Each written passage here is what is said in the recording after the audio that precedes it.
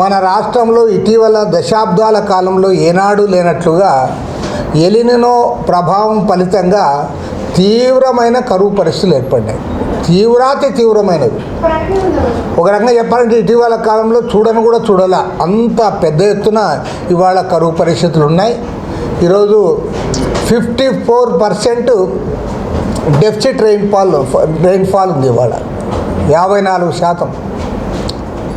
అసలు రాష్ట్ర వ్యాప్తంగా ప్రభుత్వం ప్రకటించిన దాని ప్రకారమే మొత్తం 28 జిల్లాల్లో 21 జిల్లాల్లో వర్షాభావ పరిస్థితులు ఉన్నాయి. 608 మండలాల్లో మైనస్ రెయిన్ఫాల్ ఉంది.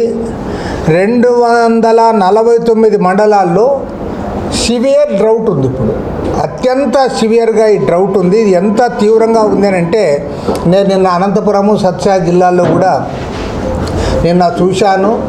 ఎక్కడ చూసినా బీడు భూములు ఉన్నాయి. అక్కడక్కడ పంటలు పెట్టారు. పంటలు పెట్టిన చోట కూడా అసలు పంటలు లేవట. పంటలు పెట్టారు కానీ పంటలు అవి వర్షాలు లేక అవి కూడా ఎండిపోయినాయి. అందుకోసం ఇవాళ రాష్ట్ర వ్యాప్తంగా దాదాపు 30,80,000 హెక్టార్లలో పంట వేయాల్సి ఉండగా ఇప్పటి వరకు పంట వేసింది 16,40,000 ఎకరాలు మాత్రమే. అంటే దాదాపు సగానికి సగం పొలాలన్నీ బీడుగా ఉన్నాయి. పంటే పెట్టలేవాలి. కాబట్టి అంటే గతంలో కూడా కరువులు చూసాము అనేక సందర్భాల్లో. ఏదో రాయలసీమ ప్రాంతంలో లేదా అక్కడక్కడ పల్నాడు ప్రాంతంలో కొంత లేదా మన ప్రకాశం జిల్లా లాంటి చోట్ల కరువు చూసాం.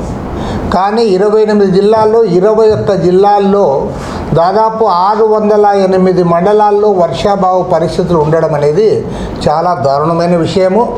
మరి ఈ విషయంలో ముఖ్యమంత్రి గారు స్పందించాలి. ఇవాళ సాయంత్రం ముఖ్యమంత్రి గారిని కూడా కలుస్తూ ఉన్నాం. కలిసి ఆయన దృష్టికి కూడా ఈ అంశాలన్నీ కూడా తేవడం జరుగుతుంది.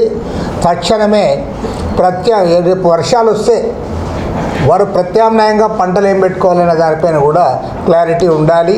అందుకు గాను ఎరువులు, విత్తనాలు అవన్నీ కూడా సప్లై చేయాలని కోరుతూ ఉన్నాం ఉచితంగా. దీంతోపాటు ఇవాళ ఇతరేతర కరువు నివారణ చర్యలు చేపట్టడానికి ప్రభుత్వ యంత్రాంగాన్ని సమాయత్తం చేయాలి. ముఖ్యమంత్రి గారు అంతా పార్టీ మీద దృష్టి పెట్టుకున్నాడు. ఇంటింటికి తిరగాలి. ఇంటింటికి ఏం తిరుగుతావు? ఇంత తీవ్రమైన కరువు ఉంటే ఇంటింటికి పోయి ఏం చెప్తావని అడుగుతా ఉన్నా. కాబట్టి నేను ముఖ్యమంత్రి గారు కోరేది ఏమంటే ఇంటింటికి పోయి ఈ కరువు నివారణ చర్యలు చేపట్టడానికి ఏం చేయాలనే అంశం పైన ప్రభుత్వము, వారి పార్టీ, అన్ని పార్టీలు కూడా దానిపైన దృష్టి సారించాలని చెప్పి కూడా కోరుతా ఉన్నాం. ముఖ్యమంత్రి గారి ఆయన దృష్టికి తెచ్చిన తర్వాత ఆయన స్పందనను కూడా మీ ద్వారా ప్రజలకు తెలియజేస్తాం.